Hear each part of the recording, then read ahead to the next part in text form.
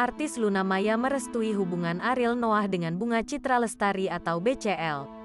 Selain merestui, Luna Maya juga menyebut jika Ariel Noah dan BCL tampak cocok bersama. Restu Luna Maya untuk Ariel Noah dan BCL tersebut terungkap saat ditanya oleh Nikita Mirzani. "Aku mau nanya, Kak, gimana perasaan kakak ketika ketemu Ariel tapi ada BCL?" tanya Nikita Mirzani seperti dikutip pada laman YouTube Luna Maya.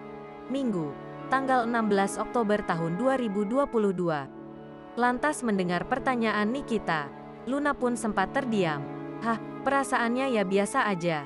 Gue malah bilang sama Unge, BCL," ungkap Luna. "Maksudnya kalau memang mereka mau gak apa-apa. Kan kayaknya cocok juga.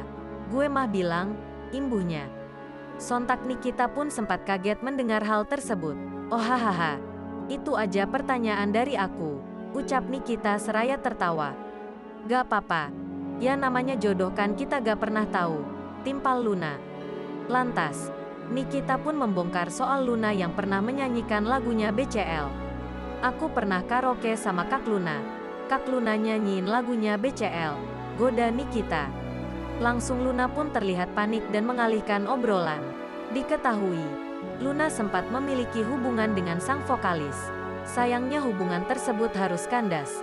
Tetapi saat ini Ariel diisukan tengah dekat dengan penyanyi BCL.